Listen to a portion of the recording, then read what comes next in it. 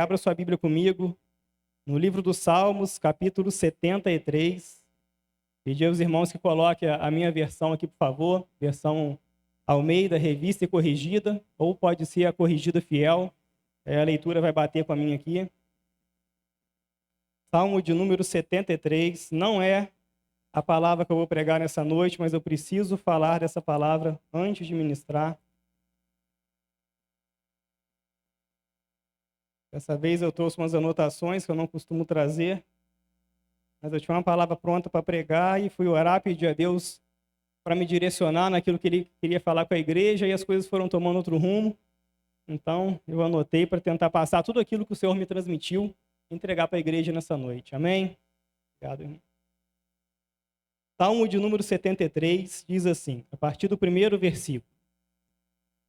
Verdadeiramente, bom é Deus para com Israel, para com os limpos de coração.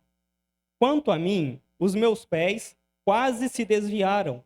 Pouco faltou para que escorregassem os meus passos, pois eu tinha inveja dos soberbos, ao ver a prosperidade dos ímpios, porque não há apertos na sua morte, mas firme está a sua força. Não se acham em trabalhos como outra gente, nem são afligidos como outros homens. Pelo que a soberba os cerca como um colar, vestem-se de violência como de um adorno. Os olhos deles estão inchados de gordura, superabundam as imaginações do seu coração. São corrompidos, tratam maliciosamente de opressão, falam arrogantemente, erguem a sua boca contra os céus e a sua língua percorre toda a terra.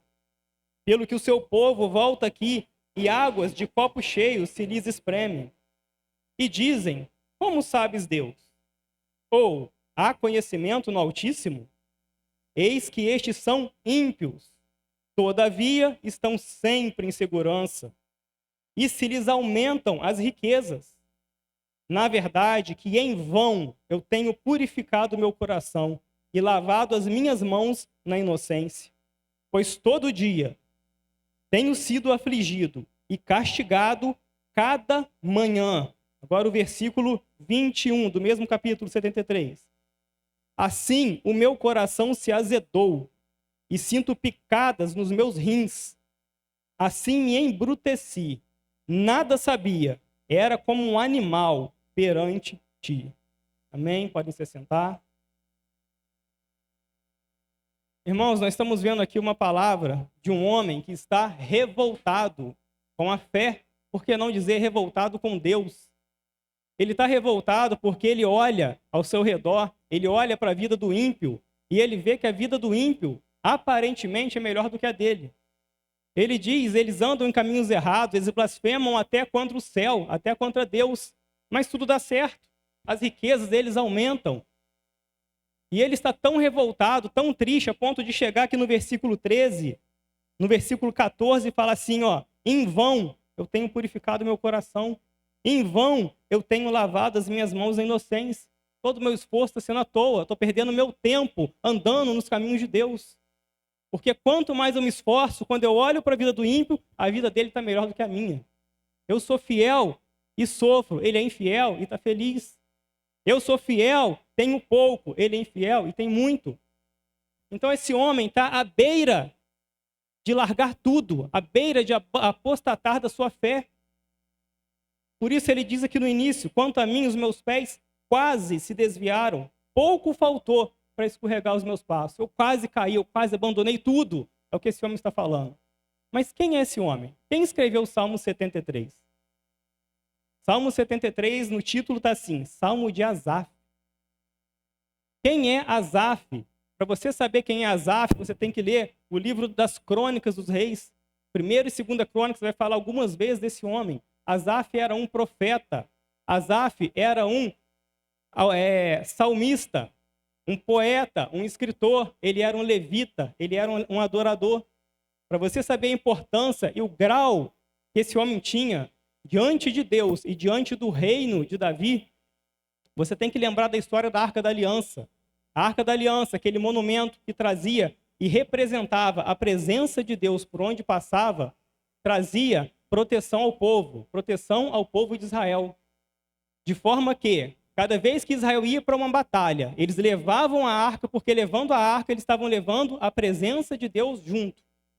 Se a arca não fosse, eles estavam sozinhos. Se a arca fosse, a presença de Deus estava junto e garantia vitória a eles em cada batalha. Mas teve uma batalha, eles foram, levaram a arca e ainda assim perderam a batalha.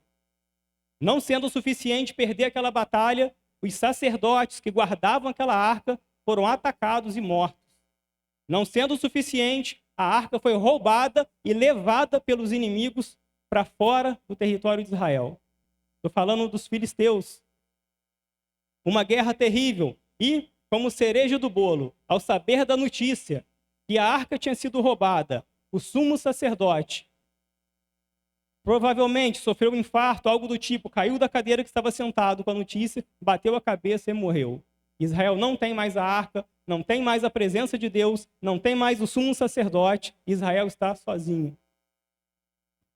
A arca foi roubada. O tempo passa, a arca fica pouco tempo dentro do território dos filisteus, e lá dentro do território, como ela carrega a presença de Deus, muitos problemas começam a acontecer. Muitos problemas, coisas sobrenaturais, as estátuas dos deuses deles começam a se espatifar diante da arca. Outras se prostam, caem perante a arca. Surtos de ratos, surtos de hemorroidas começam a surgir dentro do território filisteu. De maneira que eles ficam tão apavorados com aquilo que eles falam, temos que nos livrar imediatamente dessa arca. Essa arca está trazendo azar para a gente, essa arca trouxe o Deus de Israel para dentro das nossas terras. Eles pegam aquela arca, botam numa carroça, tocam os bois em direção ao termo de Israel, e a arca assim vai embora e volta para dentro dos termos da nação de Israel. Mas ao entrar nos termos, aqueles homens que viram, chegaram perto, teve um primeiro grupo que tentou destampar a arca, ao olhar para dentro de curiosidade, para ver o que tinha dentro, foi imediatamente fulminado por Deus. E ali caíram mortos. Apavorados, aqueles homens pegaram, vão guardar essa arca em algum lugar. E não vamos abrir, não vamos mexer. E essa arca ficou guardada durante 20 anos, na casa de um homem chamado Abinadab. Nesse tempo, Davi, o grande rei Davi, sobe ao trono e a primeira coisa que ele quer fazer é trazer a presença de Deus, trazer a arca para dentro de Jerusalém. Então ele dá uma ordem, tragam a arca, eu quero a presença de Deus aqui, dentro de Jerusalém, capital de Israel. Mas, quando eles vêm trazendo a arca, colocam a arca novamente numa carroça de boi, a arca vai, balança para um lado, balança para o outro, e quando a arca vai cair no chão, alguém corre para segurar, e essa pessoa é fulminada imediatamente por Deus e cai morta perante todo mundo.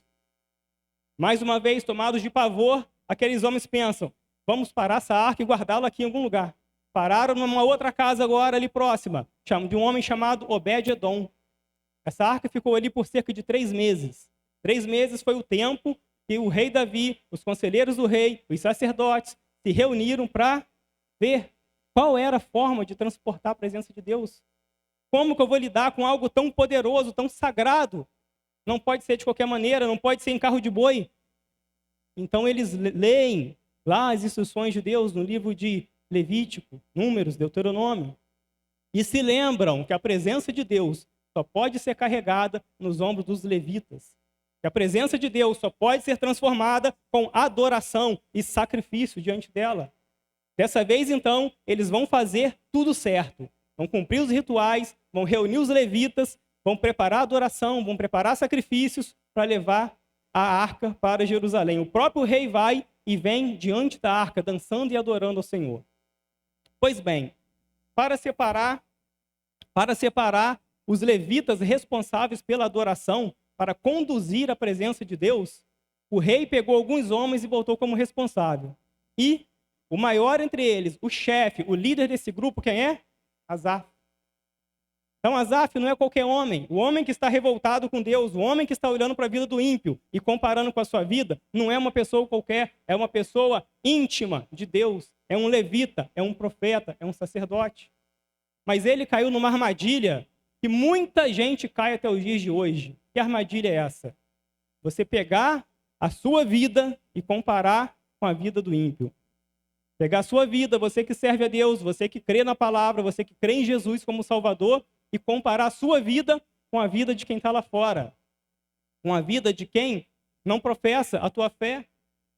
E ele caiu nessa armadilha, olhando e comparando, e muita gente cai. Por que eu estou na igreja e as coisas não dão certo? Mas o outro está lá no mundo e está tudo certo para ele. Esse homem ficou revoltado. Algumas coisas, consequências que ele passou. Eu só vou ler, porque eu já disse, não é sobre isso que eu vou pregar. Sentimento de injustiça e de impunidade. O ímpio faz tudo errado e não acontece nada. Sentimento de desprezo por parte de Deus. Sentimento de incapacidade. Sentimento de vitimização. Parece que só acontece com ele. Que só eu sofro, só acontece tudo errado comigo. No nível mais profundo, depressão e até a perda da salvação por abandono da fé. Essas foram as consequências que Asaf sentiu, quase apostatou da fé, sendo um homem tão íntimo de Deus, tão próximo do Senhor.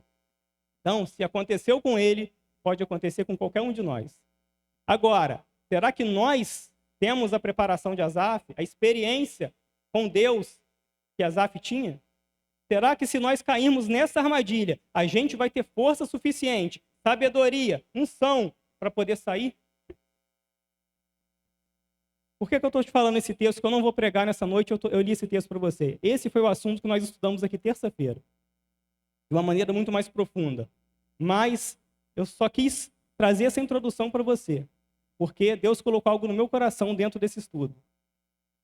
E o que Deus colocou no meu coração? Nós estávamos num grupo bem reduzido aqui, e eu pensando nessa armadilha que as pessoas caem, e que a igreja não estava ouvindo, eu pedi ao pastor José Carlos e ao pastor Nilo, que estavam presentes aqui, fiz uma pergunta e pedi a eles, olha, eu quero transmitir a toda a igreja a resposta que vocês vão me dar. Eles me autorizaram e a pergunta foi, pastor, qual é o seu conselho para a Igreja Batista Renovada, para nós, não cairmos nessa armadilha? Que conselho o Senhor nos dá? Que conselho o Senhor deixa para a igreja, para que nós não caiamos nessa armadilha? E eu vou ler para você a resposta. Pastor Nilo, ele resumiu a sua palavra, o seu conselho em uma palavra: comprometimento. Comprometimento. Eu pedi a ele, aprofunda um pouquinho mais. Ele falou, comprometimento com Deus, com a oração, com a leitura da palavra e reverência na presença de Deus e na igreja. Seguindo esse conselho do seu líder espiritual, daquele que é uma referência para nós aqui na igreja, pastor Nilo, a orientação dele é, se você quer estar livre de cair nessa armadilha que quase desviou um homem cheio da unção de Deus, tenha comprometimento com Deus e com as coisas de Deus. Reverência. A gente vê aí o pastor gritando, gente, vamos entrar, vamos entrar. Não vou aqui repetir tudo o que o pastor Nilo falou por causa do tempo, mas foi uma das coisas que ele citou. Temos que ter reverência na casa de Deus. A hora de começar o culto é a hora de todo mundo estar aqui. Se começa às 6 horas, chega pelo menos 5 minutos antes para você dobrar o seu joelho, apresentar o seu culto a Deus. Tenha reverência. Reverência durante a adoração. Reverência durante a palavra. Reverência nas coisas da igreja, naquilo que você está envolvido nos ministérios. A mesma pergunta, pastor, que o conselho o Senhor dá para a igreja? Resposta do pastor José Carlos. Nosso pai espiritual, nosso líder, nosso guia espiritual nessa casa. Meditação na palavra. O pastor baseou a sua palavra, a sua resposta no Salmo 1, que diz, bem-aventurado aquele que não anda segundo o conselho dos ímpios, nem se detém no caminho dos pecadores, nem se assenta na roda dos escarnecedores, mas antes tem o seu prazer na lei do Senhor, e na sua lei medita de dia e de noite. Então, você quer estar livre, não cair nessa armadilha? Medite na palavra de Deus. Pastor, aprofunda um pouquinho mais. E ele aprofundou na devocional. Faça devocional. Aquele momento que você para, ora, fala com Deus e permite Deus falar com você. Todos os dias, se você meditar na palavra do Senhor, ter o seu momento de devocional, de buscar a presença de Deus e permitir o Espírito Santo falar com você, você vai estar livre dessa armadilha. Amém, irmãos? Essa é a orientação dos seus pastores. Guarda no seu coração. Vou introduzir esse texto para vocês entenderem que foi o que Deus pôs no meu coração. Transmite a toda a igreja a resposta que eles te derem. Amém? Agora abra sua Bíblia comigo no primeiro livro da Bíblia, livro de Gênesis.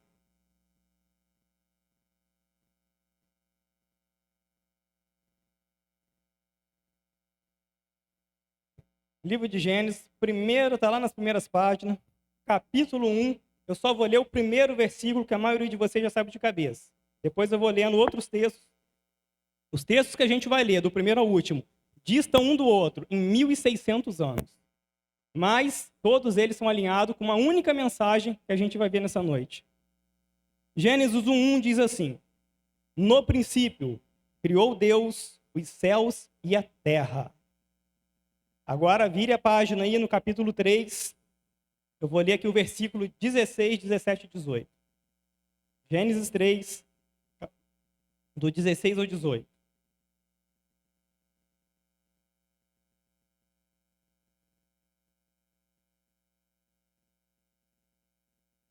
Perdão, irmãos, é do 9 ao 11. 9, 10 e 11. Gênesis 3, versículo 9, 10 e 11. Já está ali. E chamou o Senhor Deus a Adão e disse-lhe: onde estás? E ele disse: ouvi a tua voz soar no jardim e temi, porque eu estava nu e escondi-me.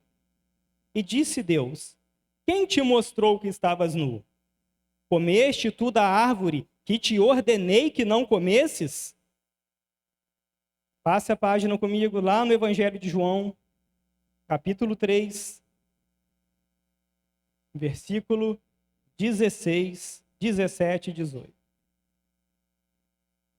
Evangelho de João, capítulo 3, versículo 16, 17 e 18. Já está ali no telão. Porque Deus amou o mundo de tal maneira que deu o seu Filho unigênito, para que todo aquele que nele crê não pereça, mas tenha a vida eterna. Porque Deus enviou o seu Filho ao mundo, não para que condenasse o mundo, mas para que o mundo fosse salvo por ele. Quem nele crê não é condenado, mas quem não crê já está condenado, porque não crê no nome do unigênito Filho de Deus. Último livro da Bíblia, Apocalipse, para a gente encerrar. Apocalipse 1. Eu vou ler o versículo do 10 ao 13, depois do 17, 18 e 19. Apocalipse 1, 10. Irmãos, preste muita atenção nas leituras que vocês estão fazendo. Apocalipse 1, versículo 10. Diz assim: eu fui arrebatado em espírito no dia do Senhor, e ouvi de trás de mim uma grande voz, como de trombeta, que dizia: o que vês, escreve-o num livro, e envia-o às 7 igrejas que estão na Ásia: a Éfeso, Esmirna, Pérgamo, Tiatira, Sardo, Filadélfia e Laodiceia. Virei-me para ver quem falava comigo, e virando-me, vi 7 castiçais de ouro.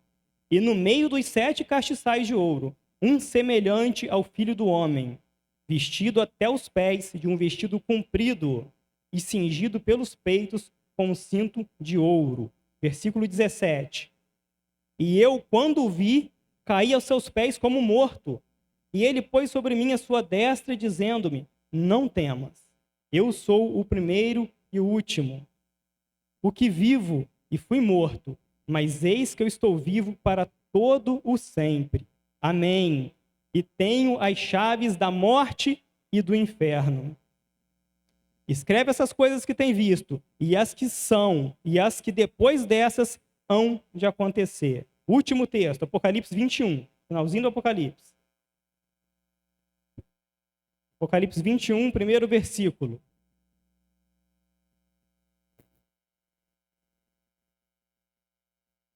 Vou ler do 1 ao 4. E vi um novo céu e uma nova terra, porque já o primeiro céu e a primeira terra passaram, e o mar já não existe.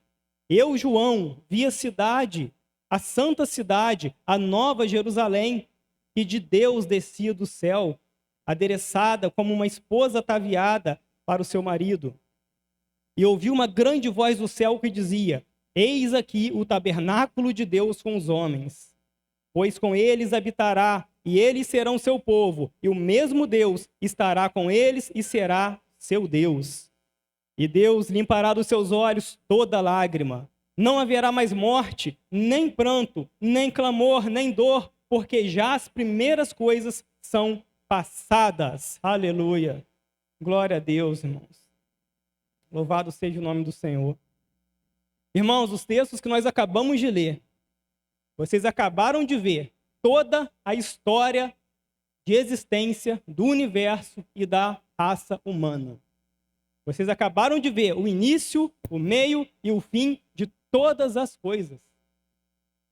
Vocês viram a criação, no princípio criou Deus os céus e a terra. Vocês viram o momento da queda do homem, em que o homem peca e teme a presença de Deus. Vocês viram a solução, Jesus sendo enviado como Salvador.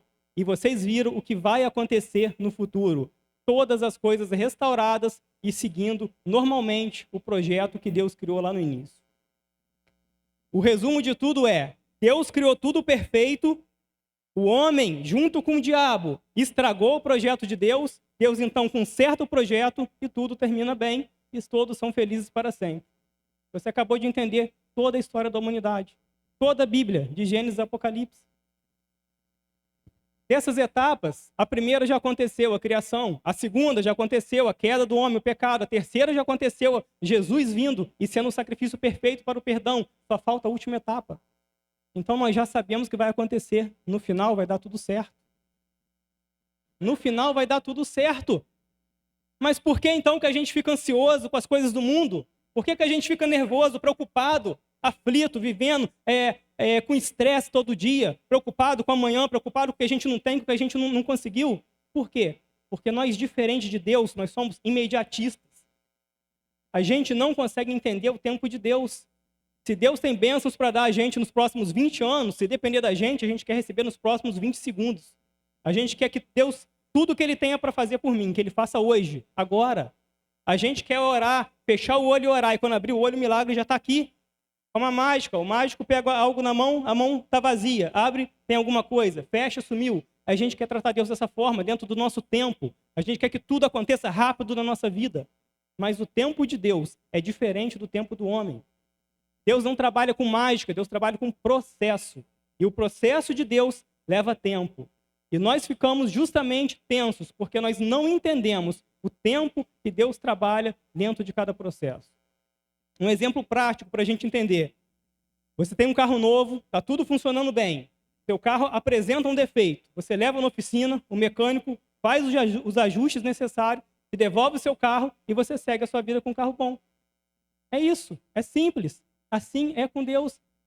Deus fez o projeto, deu errado, Deus corrigiu e ficou tudo certo.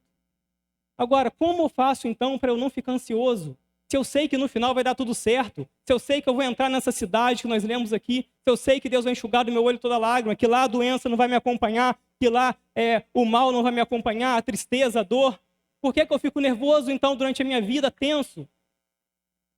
Porque nós não entendemos as etapas que antecedem o final de todas as coisas. Então eu quero nessa noite com vocês ver um pouquinho, meditar um pouquinho em cada uma dessas etapas. Na primeira etapa que a gente viu, a etapa da queda do homem. Em Gênesis 3, a gente viu o pecado. O homem está com medo de Deus. Deus vem chamar por ele e ele se esconde. E Deus pergunta, mas por que você se escondeu? Eu estou nu. Quem te falou que você está nu? Você desobedeceu, você comeu da árvore, do fruto da desobediência. Irmãos, o diabo, nosso inimigo, ele não anda distraído. O diabo não anda aleatoriamente, vê alguém ali, vou derrubar aquela pessoa. Não é assim. O diabo é um estrategista e um oportunista. Ele não chega em você de qualquer maneira, ele não chega na tua vida para causar um caos de qualquer forma. O diabo anda, como está lá em 1 Pedro, ao derredor do homem, como um leão, bramando, buscando quem possa tragar. Ele anda ao derredor por quê? Já viu o leão caçando? Ele não chega andando normal, vê uma presa, vai lá e ataca. Ele rodeia, ele se esconde, se camufla. Se o grupo é grande, ele não ataca. Eles cercam, eles às vezes fazem um falso ataque para aquele grupo se destoar e separar uma presa sozinha, e aí ele ataca. Ele é oportunista e estrategista. Então ele não chega para Eva quando Deus está com eles no jardim. Ele não chega para Eva quando Adão está do lado dela. Ele chega para Eva quando ela está sozinha, na oportunidade. E outra coisa, né? As pessoas sempre perguntam, quando eu dava aula para as crianças, já ouvi umas 3 vezes a pergunta: por que Eva não achou estranho uma cobra falar com ela? Irmãos, Eva foi criado, tudo era novidade. Quando eles foram criados, tudo era novidade. Cada dia era uma espécie de planta nova que eles estavam conhecendo. Cada dia era uma espécie de animal novo que eles estavam conhecendo. Então, uma serpente emitir um som que ela entendesse era só mais algo que ela estava descobrindo. E mais, era perfeito. Tudo era perfeito, não havia motivo para ter medo. Não havia perigo no jardim do Éden. Eles iam temer a quê? Não havia motivo nenhum para ela se assustar com nada. Então, o diabo poderia aparecer como um anjo diante dela. Ele poderia aparecer como uma outra mulher. Ele poderia aparecer de chifre, de rabo, com um tridente na mão, em chamas. E ela ia achar normal, ela não ia ter medo. Ah, é mais um ser diferente. É algo a mais que eu estou conhecendo do jardim, da criação de Deus. Se ele podia aparecer de qualquer maneira, por que ele aparece, fala com ela através da cobra? Porque o inimigo, quando quer te atingir, na maioria das vezes, ele não pega nada que está fora do teu convívio, nada que está distante. Ele usa quem está em volta de você. O inimigo, quando quer acabar com um casamento, quando ele quer destruir, causar uma separação, ele não usa uma pessoa que aparece do nada na vida do homem ou da mulher para poder acabar com aquela relação. Ele usa alguém próximo, é um vizinho, é um colega de trabalho, é uma colega da academia, é da faculdade, é alguém do convívio próximo. Por quê? Porque ele é um estrategista. Então, se o diabo, por mais que Eva não temesse, mas se ele aparece como um ser muito diferente, ela poderia ficar um pouco acanhada, poderia atrapalhar o processo dele convencer ela ao pecado. Então, ele aparece diante dela com algo próximo, que ela está acostumada a lidar. O jovem, quando usa droga pela primeira vez, não é alguém do nada que aparece na vida dele e oferece. É um amigo, é alguém próximo que usou e fala, pode usar, é bom. É assim que o inimigo ataca a minha vida e ataca a sua. Então, muito cuidado com quem está ao seu redor. Muito cuidado com quem você se relaciona. Porque é ali que o inimigo derruba a sua vida, é ali que ele ataca a sua fé. Ele é oportunista, ele vai esperar o momento exato. O diabo só tentou Jesus no último dia do seu jejum, no 40º dia, quando ele tem fome, é a hora que ele chega e oferece o pão. Ele vai atacar na hora certa. Meu irmão, mas como que o diabo me ataca? Como que a Bíblia apresenta o ataque de Satanás? O inimigo nos ataca principalmente, ou talvez podemos resumir, os ataques deles de 2 formas. A primeira forma, no âmbito físico, visível. A segunda forma, no âmbito espiritual. Qual é a diferença? No âmbito espiritual, eu não sei o que está acontecendo. Eu estou aqui pregando para vocês, o inimigo pode estar preparando uma tragédia para a minha vida. Ele pode estar 1 mês, 1 ano planejando algo para executar essa semana. Eu não sei, eu não faço ideia. Mas quando ele vem me atacar no âmbito físico, eu tenho sinais. Os sinais aparecem. Quando ele veio falar com Eva, qual foi o sinal que ele deu? Que ela poderia ter percebido. Opa, tem coisa errada aí. Quando ele fala, olha, Deus falou que vocês não podiam comer de todas as árvores do jardim? Ele disse, não. Ela falou, não foi isso que Deus falou. Deus falou que a gente pode comer sim, a gente não pode comer dessa. É a árvore do conhecimento, da ciência, do bem e do mal. Eu gosto de chamar de árvore da desobediência. É dessa que eu não posso comer. Aí ele fala, não, pode comer sim. Você não vai morrer, porque Deus sabe que quando você comer, você vai ser poderosa, vai ser como Deus. Ela tinha que ter percebido, peraí, a palavra dele está em confronto com a palavra que Deus me deu. Foi um sinal. O diabo sempre deixa sinais. Quando ele quer usar alguém na área do adultério, não é da noite para o dia. Como eu disse, é uma pessoa que vai aparecer um sinal, aquela pessoa que sempre lidou com você numa boa. Vai te dar um sorriso diferente, vai fazer um elogio que não é comum, que nunca fez. São sinais que o inimigo está armando um laço. Quando você começa a ter desejos que você costumeiramente não tem, desejo de pecado, desejo de praticar algo que você sabe que é errado, é um sinal que o inimigo está preparando um laço. Ele está mexendo e o sinal está aparecendo. Quando você não consegue mais ler a Bíblia, estou desanimado, pega a Bíblia para ler, não tenho vontade. Não tenho vontade de orar, não tenho vontade de ir na igreja. São sinais no mundo físico, às vezes no seu próprio corpo, que o inimigo está tramando um laço para a sua vida. Como que eu me protejo então, meu irmão? Você se protege identificando esses sinais e reagindo imediatamente. Você percebe algum sinal desses que eu citei e qualquer outro que o Espírito Santo trouxer na sua vida nessa noite, reaja imediatamente, porque se o sinal crescer, crescer, crescer, chega um ponto que você pode não suportar mais e cair. Quase que Asaf caiu. Quase. Ele chegou a falar, ó, a cada manhã eu sou castigado com isso. Eu só estou bem quando eu estou dormindo. Quando eu acordo de manhã, o problema já vem, já começa a pensar tudo isso. Então, se tem um sinal, irmão, aparecendo, algo te incomodando, Deus te mostrando algo, cuidado. É um laço que o inimigo está preparando. Observe o sinal e reaja imediatamente. Amém? E a segunda forma que o diabo usa é no âmbito espiritual. Essa eu não sei, o exemplo que eu dei aqui. O inimigo está preparando algo, eu não faço ideia do que está sendo preparado. Estava sendo preparado uma cova para Daniel, uma fornalha para os amigos dele, e eles não faziam ideia que isso estava sendo preparado. Até o dia que saiu o decreto. Se eu não sei como que eu me preparo, aí nesse caso, você já tem que estar preparado. Deixa eu contar para vocês aqui rapidinho o que aconteceu com a gente no mês passado. No mês passado eu estava de férias, foi eu, minha esposa, meu filho, para Caldas Novas, em Goiás. Passamos lá 8 dias, passeando de férias. Tudo bem durante os dias. Na volta, quando a gente passou por dentro do estado de Minas, uma operação policial montada exclusivamente para nos prender. Exclusivamente esperando o meu carro passar para interceptar e nos levar para a prisão. A gente não fazia ideia. Chegamos lá, a operação policial montada, passou todo mundo, e quando eu vi um guarda, o policial, 3 policiais cercaram o carro apontando algo para mim, eu, na minha inocência, imaginei, aquele aparelho de radar. Estamos devagar, não entendi. Eu parei. Quando eu fui chegando perto, ele começou a gritar, segura a mão em cima, mão no volante, mão aberta, mão aberta. Aí eu olhei bem e vi que era uma arma apontada para mim, Gabriel, para Tamires.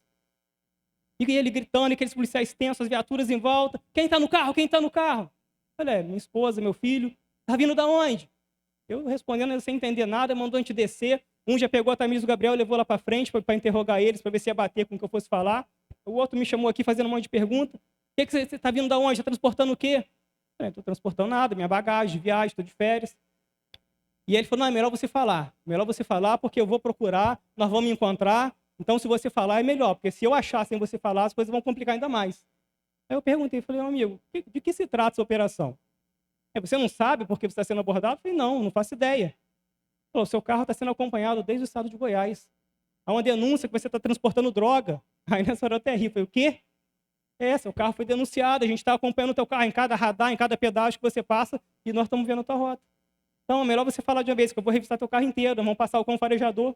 Falei, à vontade. Quando eu brinquei com ele, ele falou, tem uma sombra mais ali na frente, um sol quente danado. Falei, puxa o carro para ali então, a gente espera.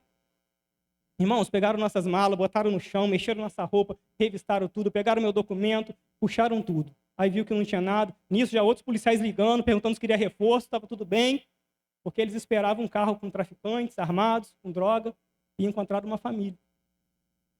Aí o capitão ligou para o que estava perto de mim, que é o chefe da operação aí. Aí depois que eles começaram a se acalmar, viu que a denúncia não condizia com a verdade. Aí falou, não precisa não, pode cancelar, não precisa mandar mais viatura não. Já abordei o carro, revistamos, está tudo bem. A denúncia foi uma denúncia que não condiz com a realidade. Aí eu ainda falei com eles, ou confundiram a placa do meu carro, ou pegaram a atenção de vocês e botaram em mim para realmente quem está passando passar, enquanto vocês estão perdendo tempo com a gente. No final, acalmou, deu tudo certo, a gente ainda conversou, ajudaram até a gente sair depois que a gente tinha errado no caminho lá. No final, deu tudo certo. Quando saiu desse momento, eu fui indo embora e eu fui meditando, pensando, meu Deus, olha só, a gente em paz, a gente rindo, a gente curtindo a viagem, e todo um trâmite sendo formado, vários policiais se comunicando de 2 estados, passando rádio um para outro, vendo a rota que estava fazendo para montar a operação, e eu não sabia de nada. Mas quando chegaram, pararam, viu que eu estava limpo, não puderam fazer nada, vamos liberar. E eu meditando nisso, eu entendi o mundo espiritual. É da mesma forma. O inimigo trama algo para a nossa vida, a gente não faz ideia. Mas quando ele chega para executar e te encontra limpo, sem pecado, sem acusação contra a sua vida, ele não pode fazer nada contra você. Aleluia!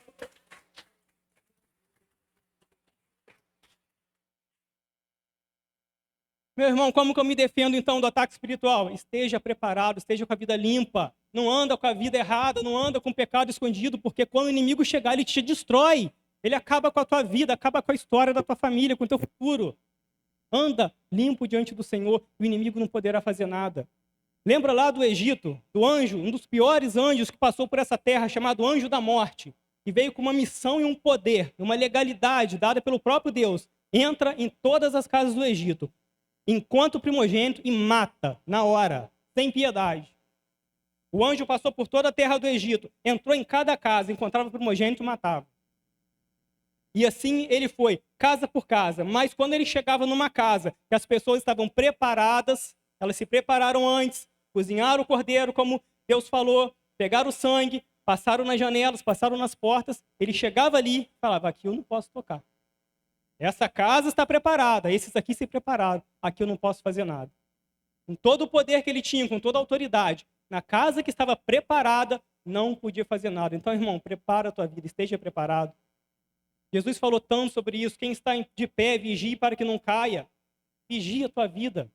Não anda errado, porque a gente tem um inimigo terrível, estrategista, oportunista, que quer acabar com a nossa vida. Porque ele sabe aquilo que você descobriu nessa noite. Ele sabe que o final da história é bênção, é felicidade, é livramento. Ele sabe que o final da história é ele no lago de fogo e você na presença de Deus. Por isso que ele quer te derrubar, por isso que ele te odeia, porque ele sabe o teu fim e sabe o fim dele. Então, esteja preparado. Aleluias. Deixa eu ver mais o que Deus me deu aqui, irmãos.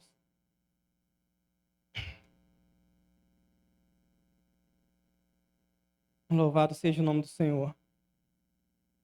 Agora vamos lá. Nós estamos entendendo as etapas que eu te falei de toda a história da humanidade. Estamos na etapa da queda. Quais foram as consequências da queda do homem da presença de Deus? Quando Adão e Eva pecam, quais foram as consequências na vida deles e que vem para a nossa vida quando a gente também peca diante da presença de Deus? Quando a gente também não obedece a sua palavra e age por conta própria, pelo desejo próprio. Número 1, perda da proteção dos limites do jardim. Primeira coisa que eles perderam, quando eles desobedeceram a Deus, perderam a proteção daquele lugar. Foram expostos do lado de fora, onde haveria agora o que ali não tinha, lá fora teria. O quê? Espinhos, dores, mosquitos, animais selvagens, uma série de coisas, doenças. Perderam a proteção. Já viu a pessoa, quando começa a se afastar da presença de Deus? Não é quando ela sai da igreja, não, ela está aqui dentro. E ela começa a esfriar na fé, ela começa a parar de ler, a parar de orar, ela começa a parar de ter momentos com Deus. O próximo passo dela é sair da presença, sair da igreja. Por quê? Nós lemos aqui João, capítulo 3, versículos 16 e 18. Eu devia ter lido 19 também, vou citar para você. 19 fala assim, porque a condenação é esta. A luz veio ao mundo, e os homens amaram mais as trevas do que a luz, porque as obras deles eram más. Todo aquele que pratica o mal aborrece a luz e não vem para a luz, para que as suas obras não sejam reprovadas. O pecado, quando vem para a luz, ele é denunciado. A pessoa que está em erro, quando vai na igreja, ela é confrontada pela palavra. A pessoa que está em pecado, quando lê a Bíblia, o Espírito Santo vai confrontar na palavra. Está errado, você está andando no caminho que não é para andar. Você está fazendo o que não era para fazer. Você está pensando, desejando o que não era para pensar e desejar. Toda vez que a gente se expor à presença de Deus, o nosso pecado, ele vai ser denunciado. Por isso o versículo fala que as pessoas não vêm para a luz para suas obras não serem reprovadas. Então o que a pessoa faz? Sai da igreja. Fora da igreja, eu não vou ouvir a palavra, ninguém vai pregar, a palavra não vai ser lida. Eu não preciso orar em casa, não preciso buscar o Senhor, então eu não vou ser reprovado. Infelizmente, isso é realidade na vida de muitos. Primeira coisa, perda da proteção dos limites do jardim. Segunda coisa, consciência pesada e acusatória para sempre. Adão e Eva tiveram a consciência pesada para sempre. Por quê? Porque durante toda a sua vida, eles lembravam do jardim, lembravam de tudo que Deus deu, de tudo que tinham e de tudo que abriram mão por desobediência. A pessoa que sai da presença de Deus, tem até um hino que a gente canta, né? Quem já pisou no Santo dos Santos, em outro lugar, não sabe mais viver. Quem já teve uma experiência com Deus e abandona, prefere o pecado do que a santidade, a sua consciência vai o acusar para sempre. Porque a pessoa pode estar no mundo, pode estar fazendo o que for, ela vai sempre saber, eu que estou no caminho errado. Porque ela conheceu a verdade, ela conheceu a palavra, ela conheceu a santidade, conheceu o poder de Deus. Então, essa consciência acusatória acompanhou eles para sempre e acompanha a pessoa que abandona a fé, que abandona a igreja. Ela pode nunca mais pisar numa igreja, mas nunca mais ela vai dormir em paz achando que ela está no caminho certo. Ela vai sempre saber, eu estou no caminho errado. Terceiro, perda do favor de Deus. Tinha tudo de Deus ali, não precisava trabalhar, não precisava ter esforço nenhum. A terra produzia, a terra dava tudo a eles e eles perderam. Quarto, dano irreparável do futuro. Irmãos, depois do pecado deles, não dava mais para voltar atrás. Certos pecados da nossa vida, ao cometê-los, nós estamos assinando uma sentença. Nunca mais eu consigo reparar. Por exemplo, uma pessoa que vive na promiscuidade, se deita com um, com outro, pega uma AIDS. É uma doença que até os nossos dias não tem cura. Está selado, pode se arrepender, pode pedir perdão depois, pode voltar à presença de Deus, pode morrer, vai para o céu se arrepender, mas vai carregar a doença o resto da vida. Consequência, não dá para voltar atrás. Então, cuidado com o pecado. Cuidado com certas atitudes, certas escolhas, porque não dá para reparar certos erros. Número 5, consequência da queda. Lidar com problemas e adversidades que nunca deveriam existir na sua vida.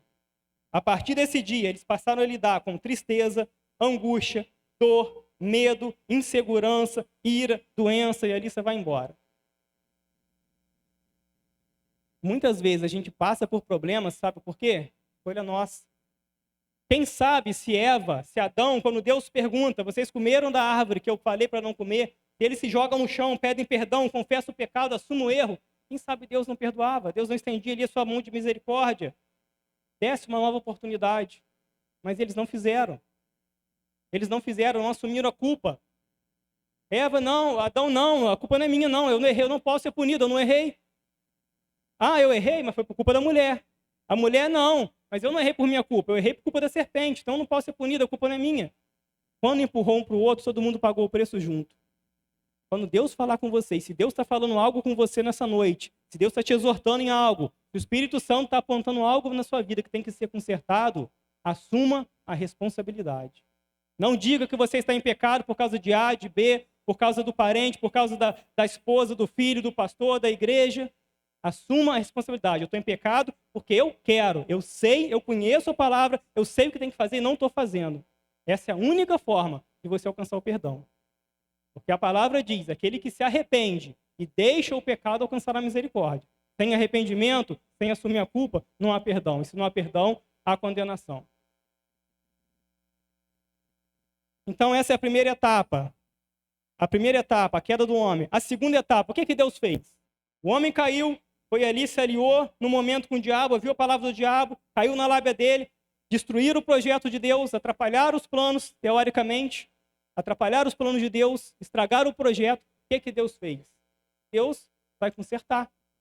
Deus vai enviar a solução. Deus vai enviar Jesus. Porque o homem não pode mais lidar com o pecado. Ele não tem como apagar o pecado da sua vida. Então ele vai enviar o seu próprio filho. Mas como eu disse, Deus trabalha com processo, com tempo. O tempo de Deus não é o meu tempo, não é o seu tempo.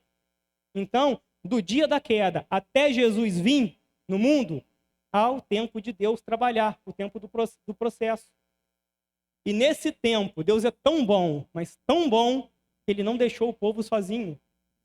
Já viu quando você vai num restaurante e antes de chegar à refeição principal, aquela que você comprou, que você está esperando para te saciar, eles às vezes servem um aperitivo, umas coisinhas, umas entradas, para ir tapeando a sua fome, para você ir aguentando até chegar à refeição principal?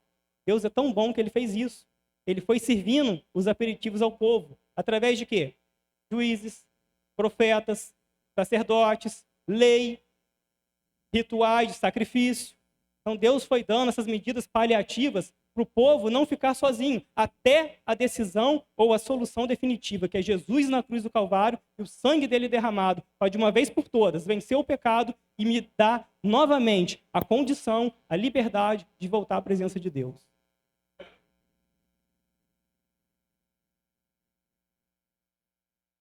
Deus é tão bom que eu estou o dia inteiro com dor de garganta. Agora a dor passou, só estou tomando porque a boca seca. Louvado seja o Senhor. Então Deus fez isso. Nós vimos lá em João 3,16, Deus amou o mundo de tal maneira que deu o seu único filho, para que todo aquele que nele crê não pereça, mas tenha vida eterna. Qual é a diferença do que Deus fez no jardim, do que Deus fez com profetas, com sacerdotes, com juízes, para o que Deus fez com Jesus? A diferença é que Jesus foi o último sacrifício necessário para que o meu pecado e o seu fosse perdoado. Não há mais necessidade de se fazer nenhum sacrifício humano para o perdão dos pecados, a não ser crer em Jesus Cristo como seu Senhor e Salvador, confessar teu pecado e o abandonar. É a única coisa que você precisa fazer. Mas, como Adão e Eva, diante deles tinha a árvore da vida e a árvore do conhecimento do bem e do mal, nós também temos diante de nós a árvore da vida e a árvore que eu chamo de árvore da desobediência. Porque como eles, nós podemos escolher. Eu escolho, eu posso encerrar essa palavra agora ou pregar mais 5 minutos, mais 10. Eu posso estar aqui hoje, se eu quiser nunca mais pisar numa igreja, me afastar do evangelho, eu posso. Por quê? Eu tenho livre-arbítrio, eu tenho escolha. Eu é que escolho estar aqui, eu é que escolho crer, eu é que escolho servir. Então Jesus vem, morre por todos, mas todos serão alcançados? Não, só aqueles que aceitarem, que abraçarem essa fé, que aceitarem o seu sacrifício e o poder do seu sangue derramado naquela cruz. Então, ainda hoje, há uma escolha a fazer.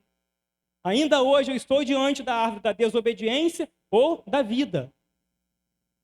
Adão e Eva deveriam se alimentar da árvore da vida e rejeitar a árvore da desobediência.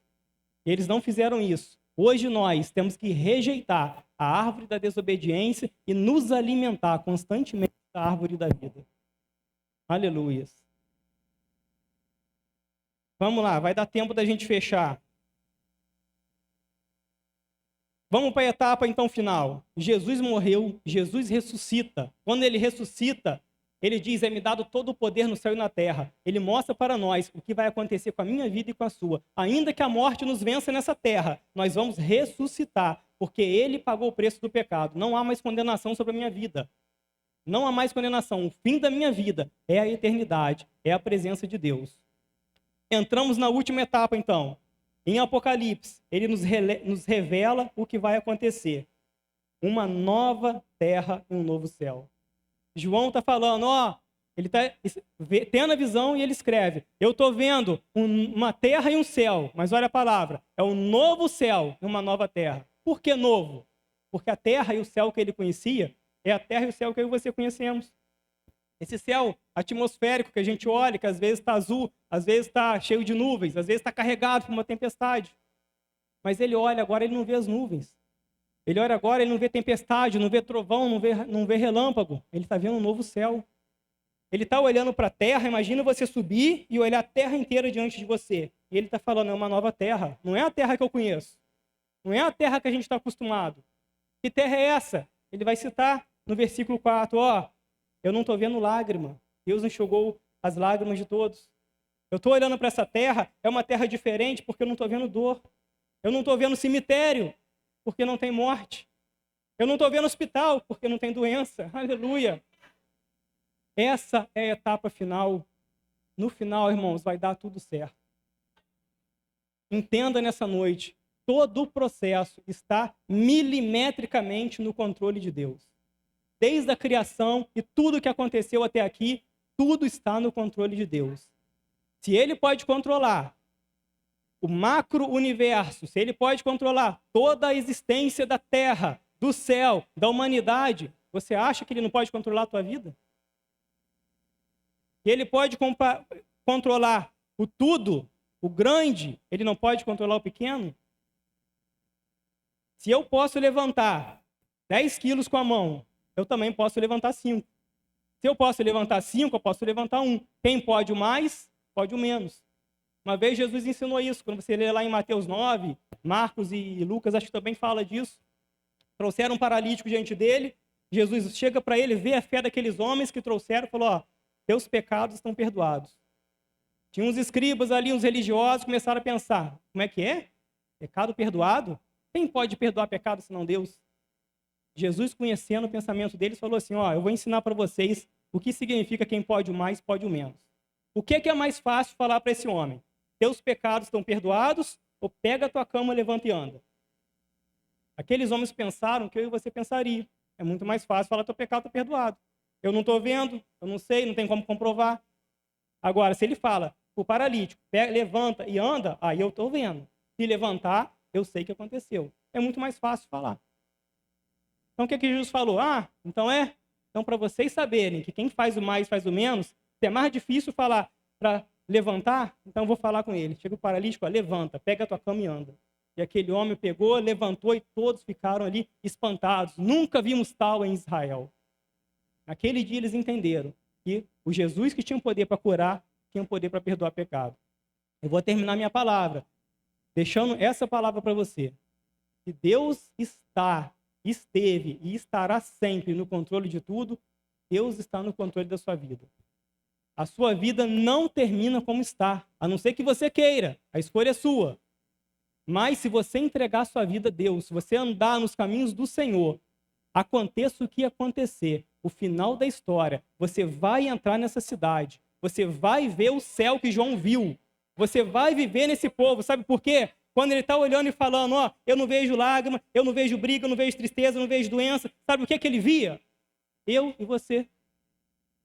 Ele estava vendo o futuro que ainda vai acontecer. Ele olhava lá e me via, ele via o pastor, a pastora, ele via cada um de vocês. E ele via alegria nos nossos olhos, ele via a gente feliz, a gente saudável. Ele via os doentes que agora estão curados, ele via os mortos ressuscitados, ele via a minha vida. Você consegue entender isso? João estava vendo você. Ele está olhando e vendo você. Aleluia, irmãos. Recebe, irmão, essa palavra. Deus está no controle da sua vida. Eu preciso terminar. Eu preciso também aqui abrir uma oportunidade. A gente recebe, visitantes toda semana, pessoas que vêm a primeira vez, pessoas que estão vindo a segunda, terceira, quarta. Então a gente não sabe a vida de cada um. A gente não sabe quem já fez uma escolha por Jesus, quem não fez. E a única maneira de você entrar nessa terra, a única maneira de você viver eternamente com Deus, é você fazendo a sua escolha pela árvore da vida, que é Jesus. Meu irmão, o que eu tenho que fazer? Queria que você ficasse de pé, a igreja, todo mundo, por favor. A gente já vai encerrar. O que tenho que fazer? No reino de Deus, tudo tem que ser muito bem explicado e entendido. Deus não age com emoção. Deus age com entendimento, com coração. O que a gente faz na oportunidade? A gente pergunta se tem alguém que nunca tomou essa decisão de entregar sua vida a Cristo. E se tem alguém que já tomou essa decisão, mas se afastou do caminho. Em algum momento abandonou a igreja, abandonou a fé, mas quer retornar. Então, se tem alguém nessa noite que quer retornar dos caminhos para os caminhos do Senhor novamente, que já foi da igreja, se afastou e quer retornar, se tem alguém que nunca tomou essa decisão pública, por que tem que ser pública, irmãos? Porque Jesus disse, aquele que me confessar perante os homens, eu o confessarei perante meu Pai. Então, por isso é uma atitude pública, que a gente chama a pessoa para vir aqui na frente, receber uma oração. É só isso que você tem que fazer. Essa é a sua única decisão, mas tem que ser de coração. Se alguém te trouxer, se alguém te constranger, não tem validade. Mas se você quiser nessa noite, se você se encontra num desses dois grupos, nunca fez a sua decisão pública, ou já fez algum dia e está afastado e quer retornar nessa noite, eu quero te chamar agora. Vem aqui na frente, e antes de encerrar a palavra, eu vou orar pela sua vida. Se tem alguém nessa condição, vem aqui. Não perca tempo, não perca a oportunidade. Deus está aqui nessa noite para cuidar de você, para te dar uma nova chance. Aleluia. Louvado seja o nome do Senhor. Deus, eu te agradeço, meu Pai. Muito obrigado, Senhor. Obrigado pela Tua palavra. Tua palavra, meu Deus, entregue de maneira tão simples, Senhor, mas da forma como eu recebi do Senhor.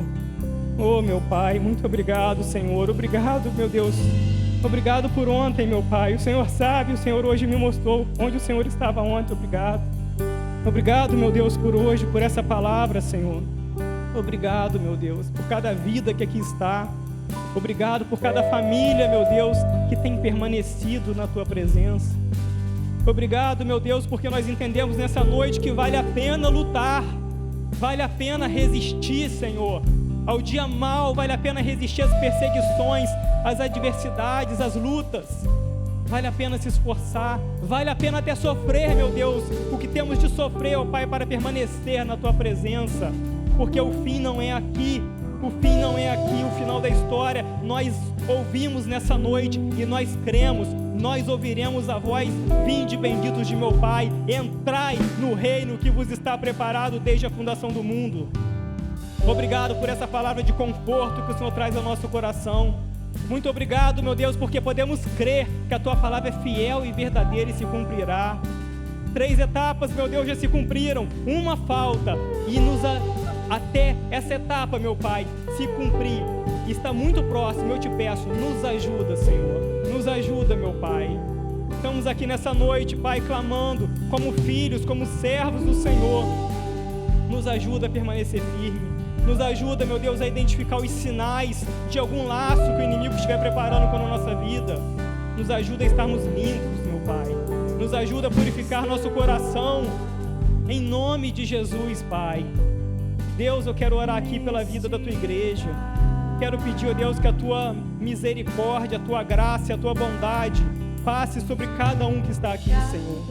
Meu Deus, se há alguém aqui nessa hora fazendo um concerto com o Senhor, pedindo perdão, ó Pai, se arrependendo de algo, eu te peço, meu Deus, que ele alcance o perdão diante de Ti. Espírito Santo, o Senhor é aquele que convence o homem do pecado, da justiça, do juízo. Convence-nos agora, então. Traz à nossa mente o que precisa ser tratado, o que precisa ser mudado. Ajuda-nos, Senhor. Ajuda-nos, Senhor. Ajuda a nossa família. Olhe pelo nosso lar. Meu Deus, olha pelos nossos enfermos, Senhor. Meu Deus, como nós oramos nessa noite pela irmã Rose. Meu Pai, entra lá agora, meu Pai, mais uma vez, Senhor. Mais uma vez, entra com a Tua palavra no coração, na mente, com a Tua paz. Entra, meu Deus, com o Teu bálsamo aliviador, Senhor. Renova a esperança, renova a fé. Em nome de Jesus, Pai, colocamos nossa vida diante do Senhor. Pedimos perdão, meu Pai. Perdoa-nos, Senhor, porque somos falhos. Perdoa-nos, Senhor, porque fazemos o que não devíamos fazer e muitas vezes não fazemos o que éramos para fazer, Pai. Perdão nessa noite, meu Deus. Perdoa minhas falhas, meu Pai, minhas falhas de caráter, Senhor. Me perdoa, meu Deus, meus erros como pai, meus erros como filho, meus erros como marido, meus erros como trabalhador. Perdoa meus erros nessa noite, meu Pai, pelo poder do sangue de Jesus. Oh, Senhor, oh, meu Deus, passa com a Tua presença, Senhor. Passa, Senhor, com a Tua presença em nosso meio nessa hora. Limpa, Senhor, um coração quebrantado e contrito não desprezarei eu, diz o Senhor. Então, ó Pai, colhe nossas lágrimas, colhe nosso clamor nessa noite, Pai. Colhe, Senhor. Perdoa-nos, meu Pai. Nos ajuda, Senhor. Nos ajuda a sair daqui de pé, meu Pai. Nos ajuda a colocarmos em ordem o que está errado em nossa vida. Nos ajuda a ajustar as coisas, meu Pai. Em nome de Jesus, nos mostra, meu Pai, nos mostra os sinais do ataque do inimigo, Senhor, e nos ajuda a nos posicionar, Pai. Guarda, Senhor, a nossa casa, guarda a nossa família, guarda o nosso trabalho, meu Pai. Guarda, Senhor, o caminho que nós iremos passar nessa semana. Guarda o nosso coração, guarda a nossa mente, meu Pai. Em nome de Jesus, Senhor, em nome de Jesus. Louvado seja Teu nome, Senhor, para todo sempre. Amém, amém, amém. Que Deus abençoe, irmãos, a vida de cada um. Guarde essa palavra no seu coração. Pratique essa palavra. Tudo que o Senhor falou com você nessa noite, pratique imediatamente. Amém. Glória a Deus.